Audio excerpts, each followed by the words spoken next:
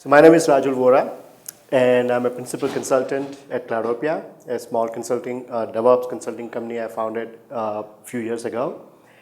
And this presentation integrating enterprise DNS for continuous deployment to hybrid cloud infrastructure came out of one of my projects engagements. So how many of you have actual hybrid cloud in your environment? Okay, good. And how many of you can find the IP address of every instance in your hybrid cloud by DNS lookup? Good.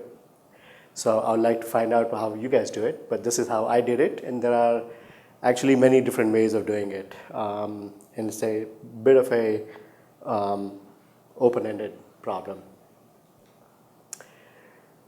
So I'm going to pretend that Cloudopia is big giant enterprise, and so has a cloudopia.co top level domain name, and it's probably DNS servers are probably hosted in Google Cloud DNS or Route 53 or whatever, what have you.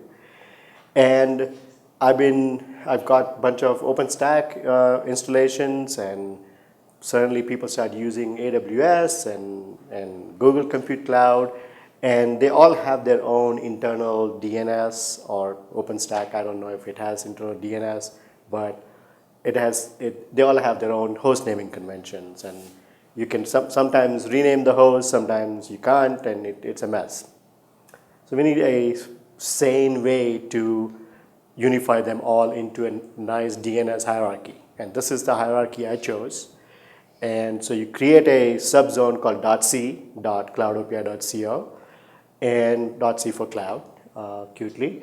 And then you have AWS and GCE and OpenStack hierarchically arranged with all their rest of the organization underneath that. OpenStack is kind of interesting because companies can have multiple OpenStack pods, and each one can have its own sort of separate domain name.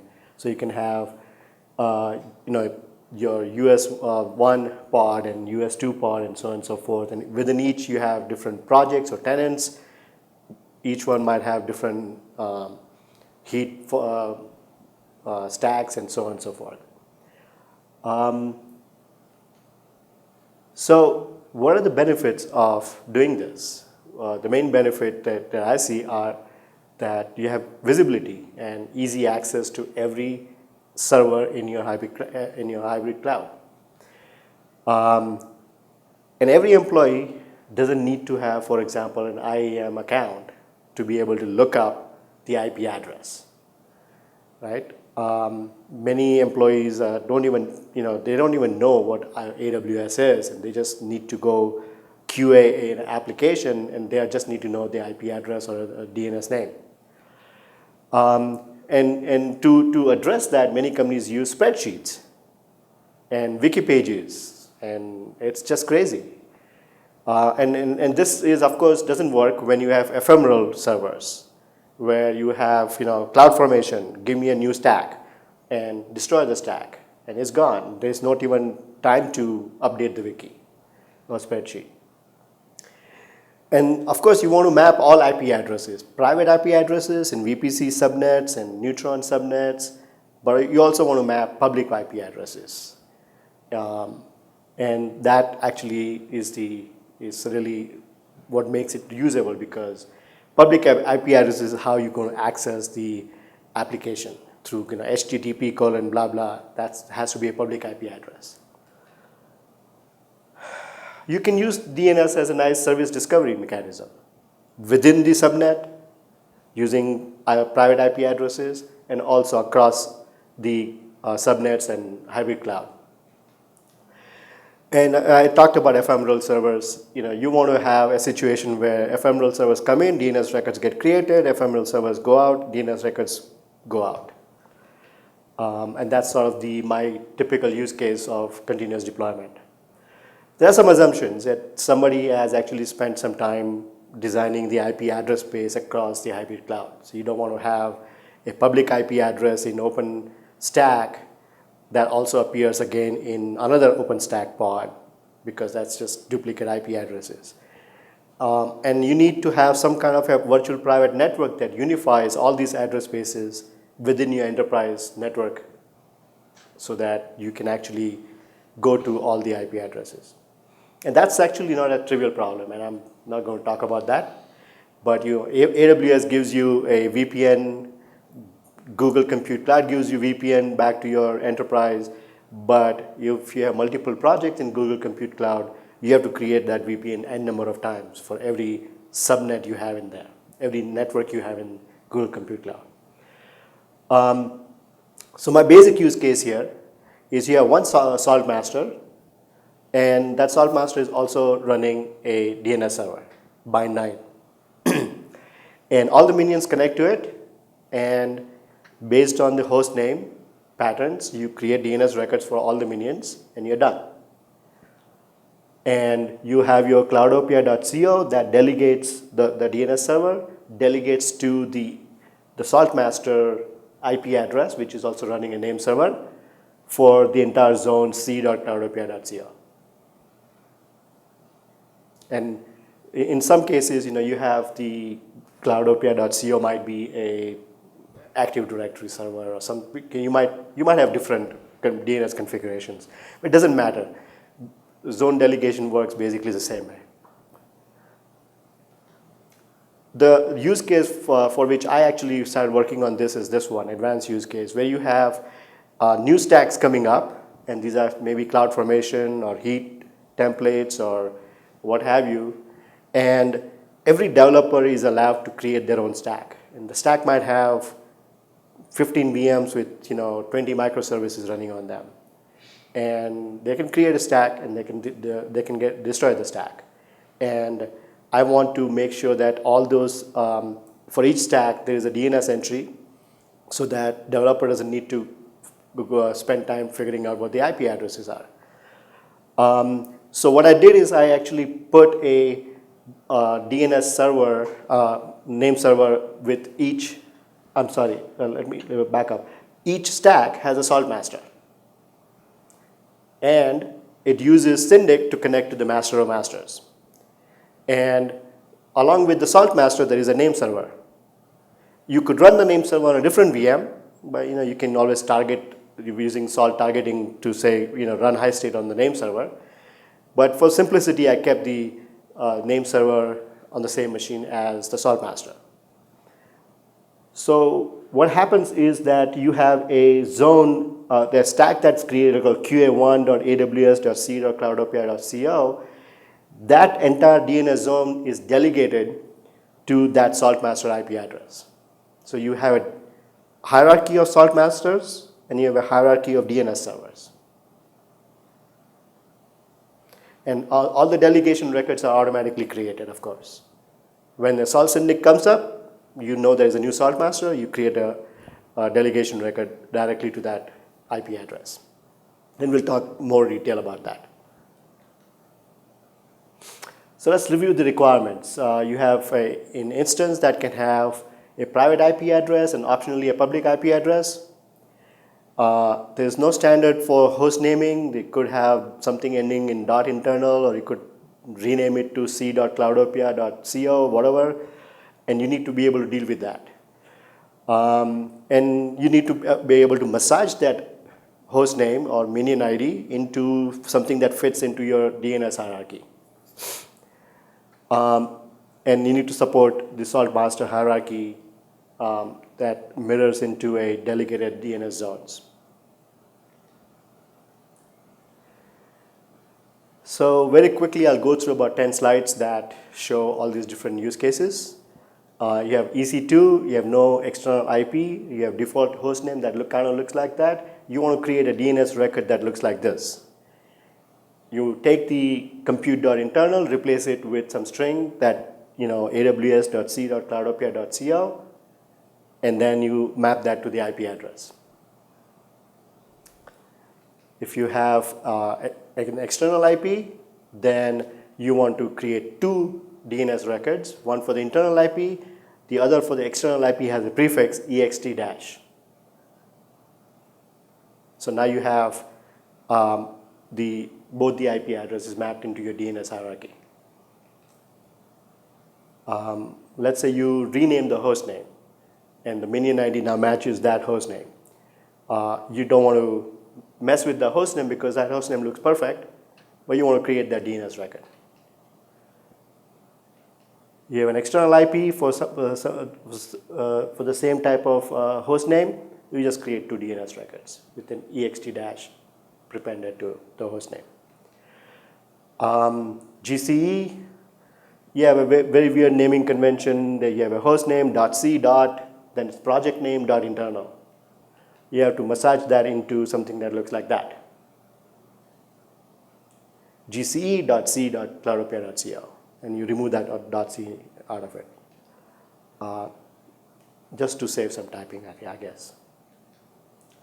Same thing with the external IP, you create two DNS records. Neutron, very similar to EC2. You just take it and put it os.c.cloudopia.co. You have external IP address. Again, you create two records. Custom host name, very similar to EC2.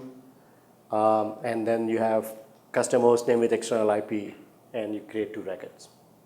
Okay, there might be other use cases that I have not covered, but this kind of covers pretty much most of it. I also had a requirement to create some static DNS entries for, like, I had OpenStack pods, and they had all the bare metal IP addresses and their IPMI IP addresses, and need to maintain them somewhere. So instead of those things going into the IT DNS server, which is a little bit more friction in terms of getting the IP addresses in there, I just want to edit a pillar file, run high state, and I'm done.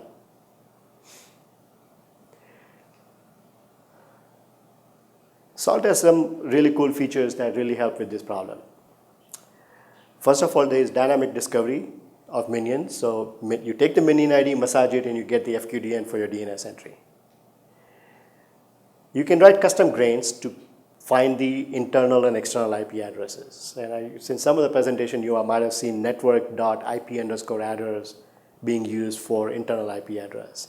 I use that, but it's not very reliable when you have multiple interfaces and things like that on the instance.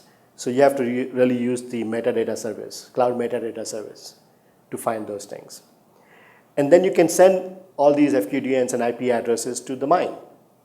And then you can use the mine to actually generate the bind DNS zone files. And you can use the pillar for static DNS entries, and we'll see some example of that. You can use Reactor to actually run the high state. As soon as a new minion comes in, you can fire off high state on the Nameserver, and you have the new DNS entries created there. And a built-in scheduler to do batch updates and cleanups and things like that. Finally, in order to do the delegation, I had to use a runner and schedule that runner, and I'll show you why that was required. There's probably a better way to do that now, but this is what I invented at the time. So all of this work is done by bind DNS Formula. And the bind DNS Formula is a fork of somebody else who did the original work, Arnold, SaltStack-based DNS Formula. And I simply added a lot more features to it, and then later on I decided that it's getting too complicated, so I continued to use my formula to make it more Pythonic and less Jinja, because Jinja was just getting crazy. With all these different use cases that I talked about, it was just becoming unmanageable. So it uses mine to discover the minions. It has a built-in sane defaults for AWS, GCE, and OpenStack to generate the FQDNs. You could override that by supplying your own execution module. And it automatically generates a DNS delegation for subzones. You can specify in the pillar file any bind9 legal option. So if you are a DNS administrator and it's like, I don't want to use your DNS server, I need to have all these options in there. So like, yeah, just put it in the bind, in the pillar file. And it gets written out to the DNS etc whatever file. You can include externally generated files. So maybe you have another system that generates a bind9 compatible file. And you can just say include my file. And bind DNS has an include directive, so you'll just include that file. You can create slave servers using this formula. So it's not just for creating master servers, but you can also create slave servers. And I'll talk about that later.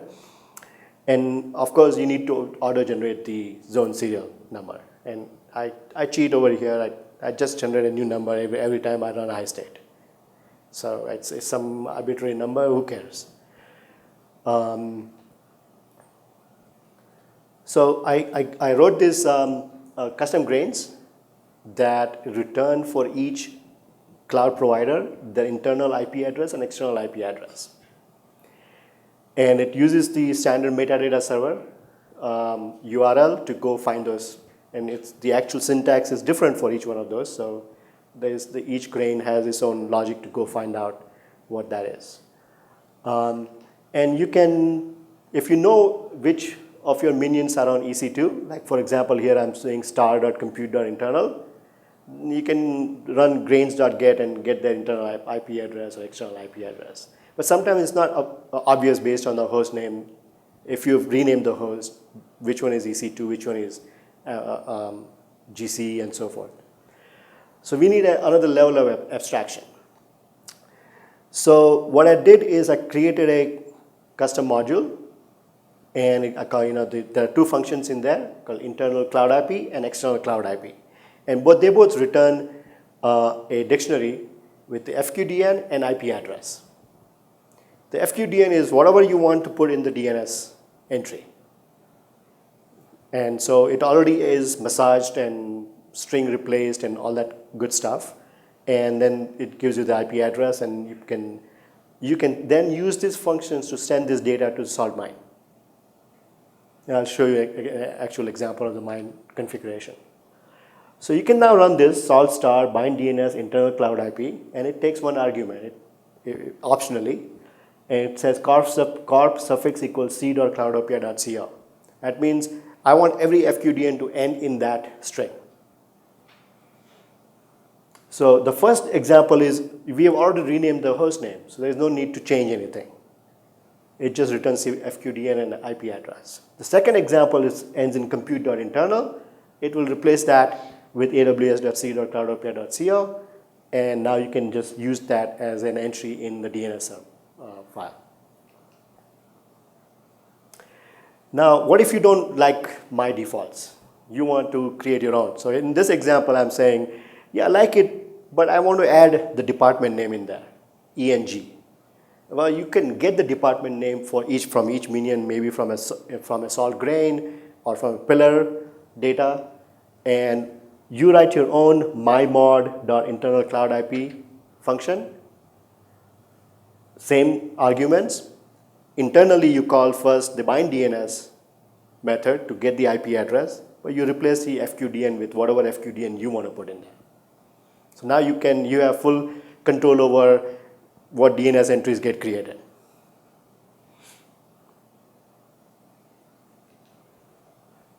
Let's do a quick walkthrough for a simple system.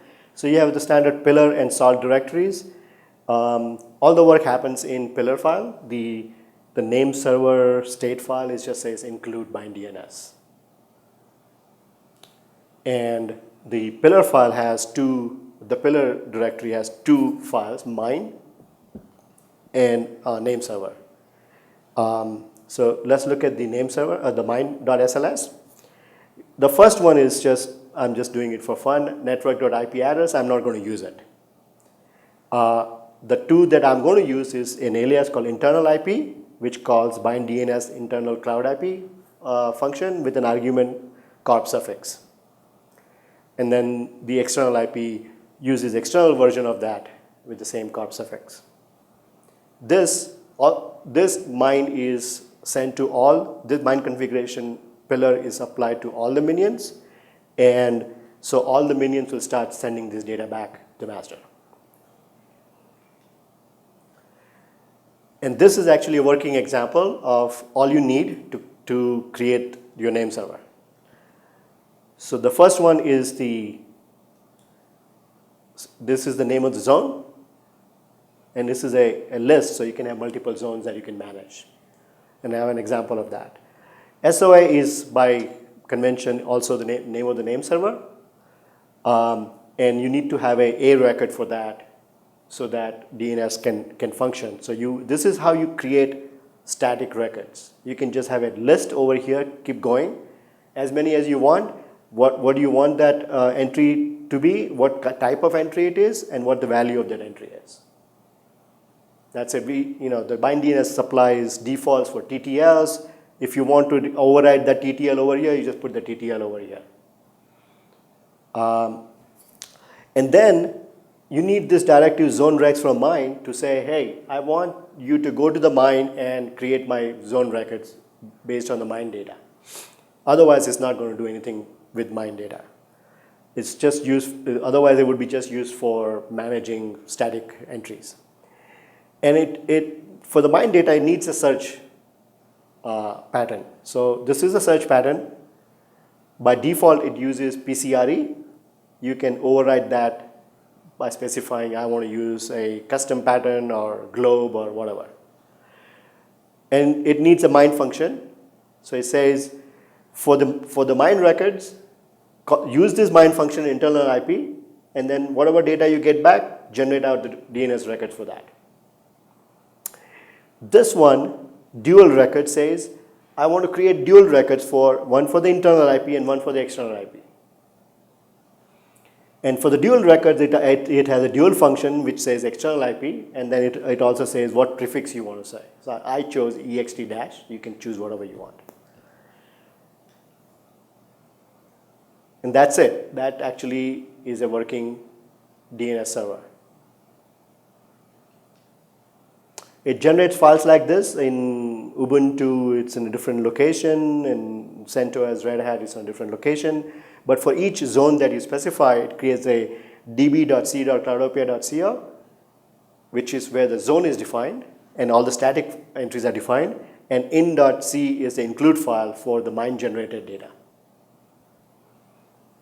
And it also creates the standard etc bind star and etc named star files to set up your bind DNS named server. This is an example of creating multiple zones. So somebody wants to say, hey, I want to have a separate one for zone for eng.c.cloudopia.co, and this is my search pattern.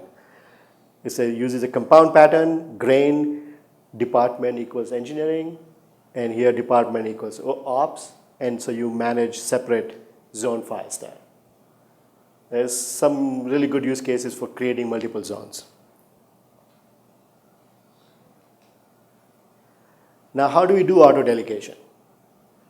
This is sort of the last piece in the presentation in terms of the functionality. So in order to do auto-delegation at the time when the Salt Syndic connected to the Salt Master, no event was generated in the event bus. So I couldn't use the event bus to detect when a new Salt Syndic has shown up. So I did a slight workaround. I'd probably, in next iteration, get rid of this and just use event bus.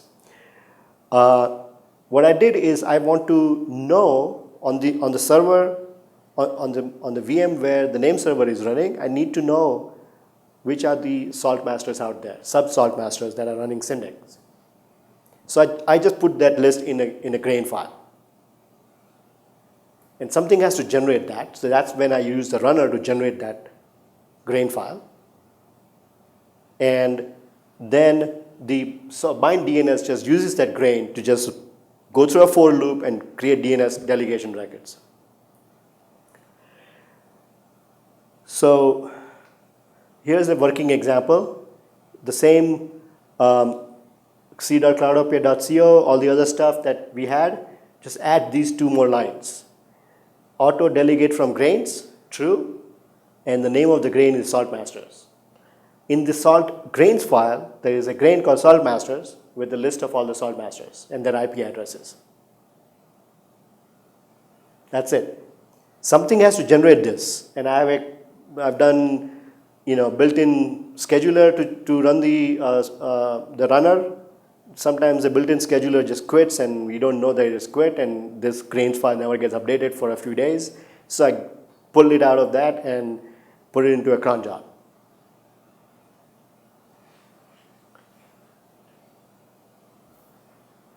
And once you have that, these are the records that get created, delegation records. So it says, so in this case, you had 2 salt masters with the name of the host is salt, and then the rest of it is a domain that needs to be delegated. So for each one, you create a Nameserver record, which is pointing to salt, and then you need a glue record, which is the IP address of that Nameserver. That's it. That's a full delegation of those 2 zones. And now, when somebody tries to resolve any host name within that zone, QA1, AWS.c, let's say you have a bunch of web servers, the query will first go to the top level DNS server. The top level DNS server will use these zone records to send that query down to the actual DNS server that is authoritative for that zone. Because you have a salt master running there and a name server running in each stack. The name server for that stack is the authoritative server for that stack. And the salt runner uses Salt's remote execution method to go find all the syndics. So when a stack disappears, that entry also disappears in the grains file, and therefore the delegation record also disappears from the grain file, from the bind DNS. Some lessons learned. In order to make this work, you need to know Salt very well, but Salt is actually the easy part. But you need to understand DNS really well, because you can really create some loops and mess things up, and I did. And it took me a long time to figure out what the hell is going on. And I needed only one tiny little option in the bind DNS option to fix the problem, but I had no idea that I needed that. And of course, you need to be a networking expert to make all this hybrid cloud networking work. It's not trivial.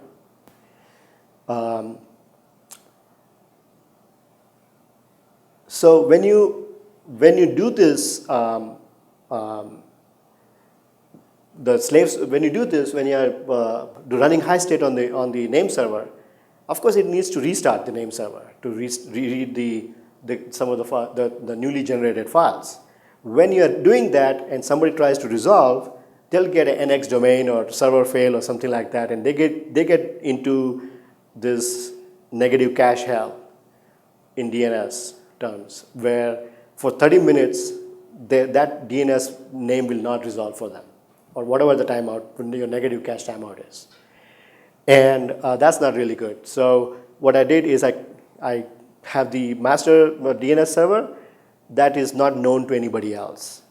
And when you delegate to the slave servers. So the slave servers never get unfinished entries. They always get full. When you restart the DNS server, master server, it does a zone transfer, and it's a complete entire zone transfer. So you always have a good, well-behaving slaves that everyone can point to. And if for some reason you lose connectivity to the salt master or the master of masters, and when the next run happens, it says, hey, I didn't find any minions. So it writes 0 records to the DNS file. And so what used to be working, DNS name used to be working 5 minutes ago, suddenly stops working because you have lost all the records. And when the connectivity is restored, the DNS records come back. But nobody gives you credit for that.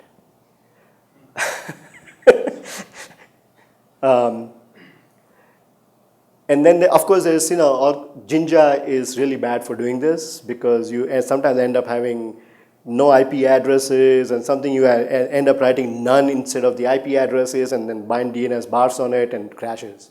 So you need to have some defensive coding, and that's when you can actually go to Python instead of Jinja and add all that defensive coding in there. Some of the feature enhancements other than using the event bus more, I want to add protection against this connectivity outage. So I want to say there is a threshold. My infrastructure will never have less than 10 minions. So if you find less than 10 minions, don't regenerate the DNS files. Now something is wrong. And just kind of protect yourself from wiping out all the DNS records. I also want to validate the files before I restart. And if the validation fails, don't restart or do something. And the next one is related, do an atomic change so that if the validation fails, don't even, you create your new files in a different directory and then you run validation in that. And if the validation succeeds, then you move the directory into the right place. And that way you avoid having these, mysterious DNS failures and things like that. That's it, I think. Any questions? Yes? The structure that you have a top-level DNS. Yeah. And you have a lot of zones delegated to those, yeah. say, SaltStack-based underneath that. When you start in the environment, a machine in that environment, a cluster, a bunch of machines, those newly created machines, where do they go to grab their result?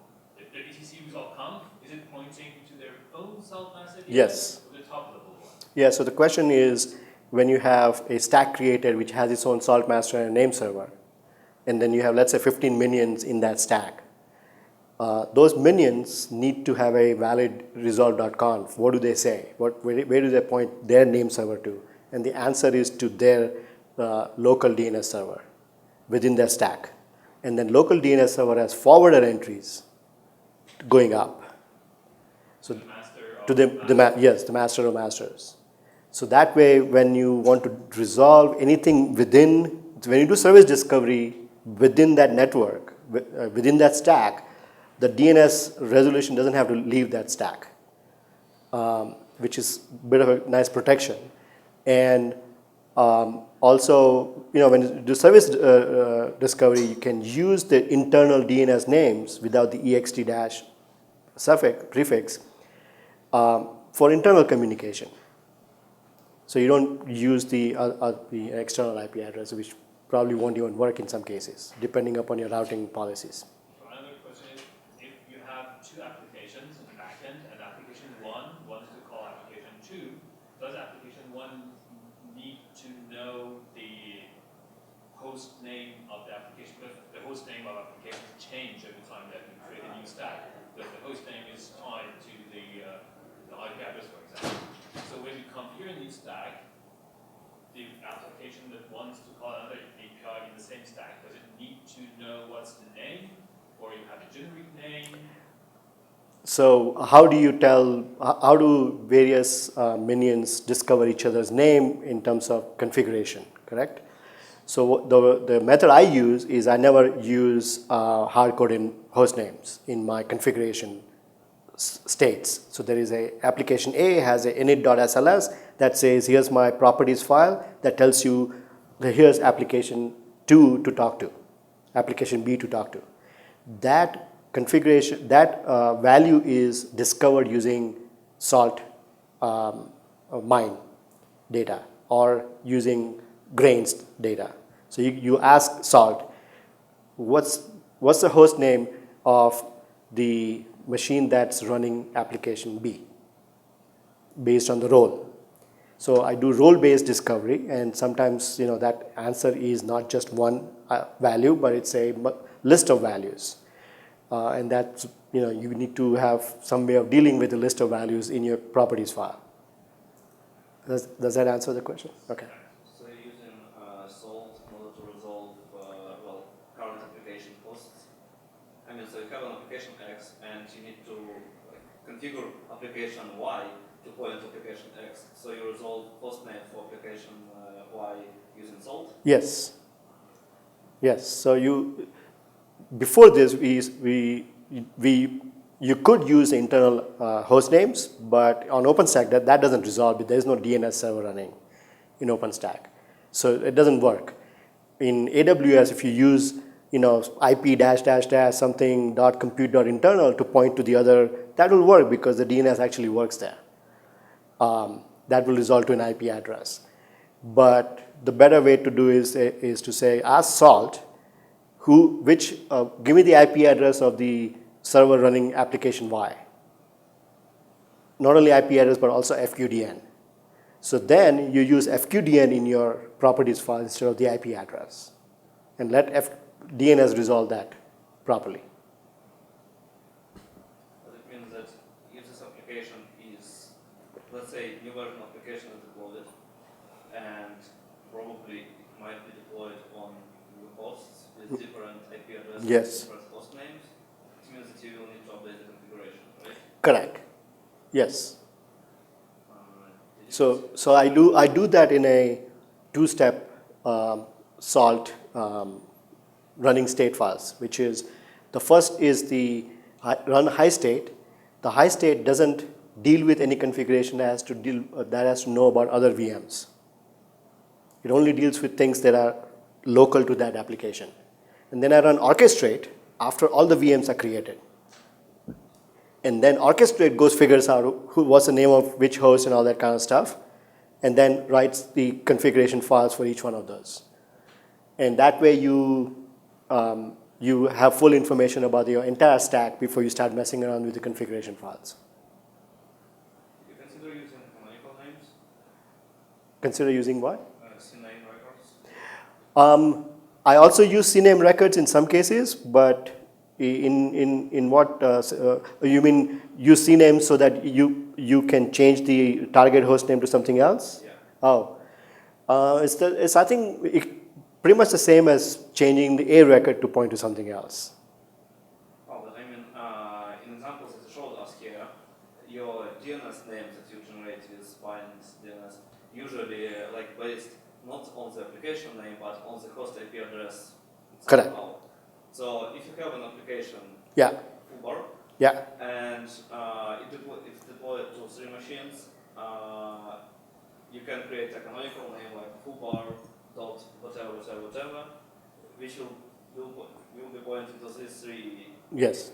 IP address based host names, so you don't need to change things. Yeah, it's possible. I mean, DNS is a very complex subject. How you want to solve your name? So I didn't have that requirement because my entire stack comes up and entire stack goes away.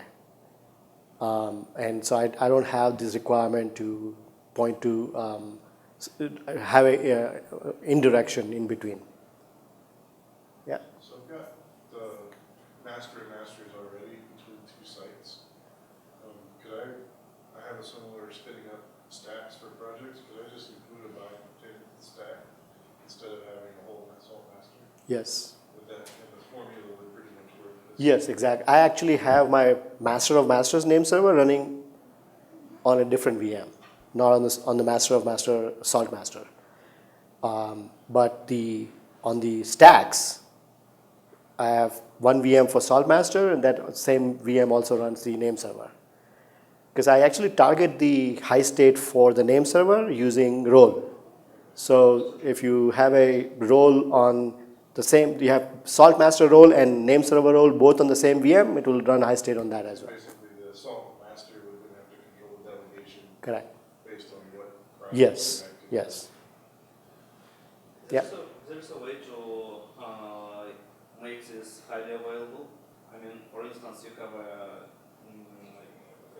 cluster, and you have a master with DNS on the same machine right now. And let's say you need to update the kernel of that machine, or you need to restart it.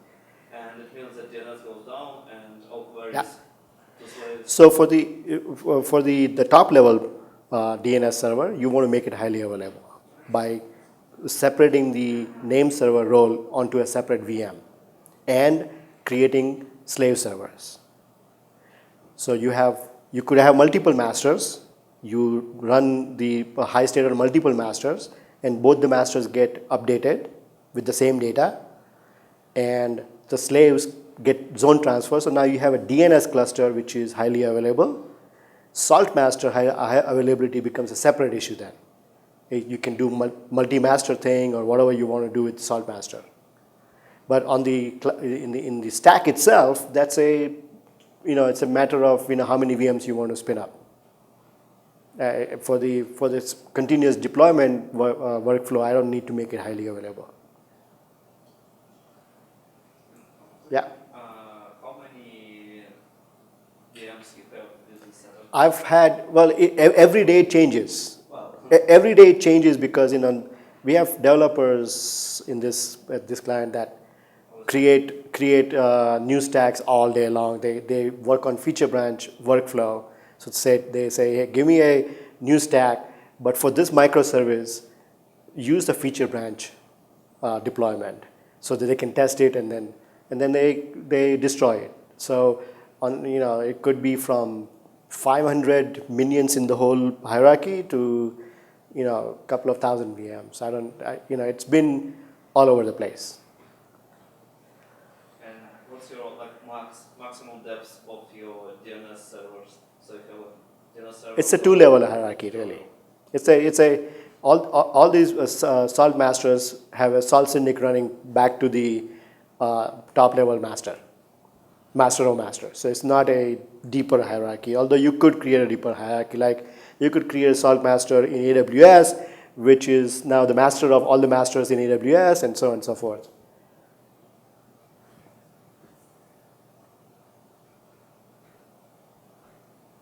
You want to ask me the DHCP question? No. No. Okay. We were joking earlier, so. Anything else? Okay. Thank you very much.